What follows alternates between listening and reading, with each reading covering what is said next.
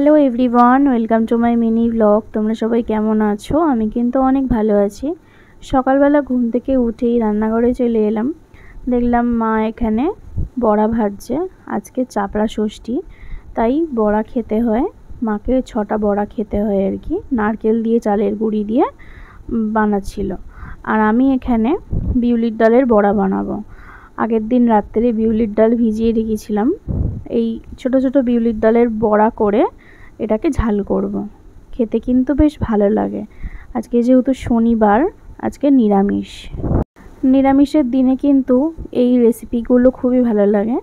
আর বিউলির ডালের বড়া কিন্তু আমার বাপি বলো, আমার শ্বশুরমশাই বলো, দুজনকারই খুবই ফেভারিট বড়ার রেসিপিগুলো।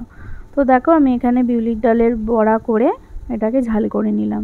তেমন কিছুই না, কাঁচা লঙ্কা দিয়েছি, একটু ফোড়নে দিয়েছিলাম, একটু সামান্য গুঁড়ো লঙ্কা, হলুদ গুঁড়ো, পরিমাণ মতো নুন দিয়ে ভালো করে ফুটিয়ে নিলাম।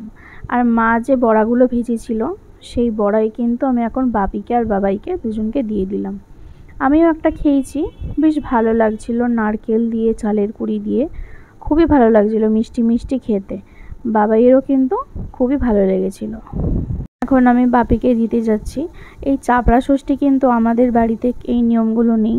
এই বাড়িতে এই নিয়মগুলো আমি দেখছি আর প্রথম শুনছি। এই চাপড়া ষষ্ঠী, তারপরে চচ্চড়ি পার্বণ, এই নিয়মগুলো প্রথম শুনছি আর কি। তারপরেই দেখো আগের দিনের একটু পায়েস বেঁচে ছিল। লক্ষ্মী পুজোর সময় যে পায়েসটা করেছিলাম ভোগে, সেই পায়েসটা আমি একটু খেয়ে নিলাম।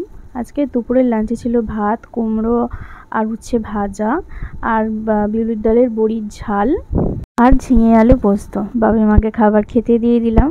আর বাবাই আমার জন্য একটা মামা আর্থের অ্যালোভেরা জেল এনেছে, আমি ওটা আনতে বলেছিলাম। সেই বিয়ের সময়টা করে মুখের লোমগুলো তুলেছিলাম, তারপর থেকে আর করা হয়নি। ওই জন্য একটা ফেস রেজার নিয়ে নিয়েছি আর অ্যালোভেরা জেল নিয়ে নিয়েছি।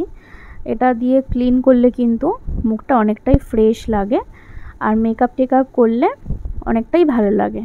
তারপরে দেখো আমি স্নান করে একদম চলে এলাম। এখন স্নান করে বসে আছি, বাবাই আর আমি গল্প করছিলাম। তারপরেই চলে এলাম বাবাই আর আমি দুপুরের লাঞ্চ করতে। আকাশটা প্রচুর অন্ধকার করে গিয়েছিল, একদমই অন্ধকার ছিল, প্রচুর বৃষ্টিও হয়েছিল। এখানে আমি লাস্টে মাছের ঝালও রান্না করেছিলাম। নিরামিষগুলো আগে রান্না করে নিয়েছিলাম, কারণ মা তো খাবে না। তো আজকের ভিডিওটা কেমন লাগলো কমেন্ট করে জানিও। টাটা।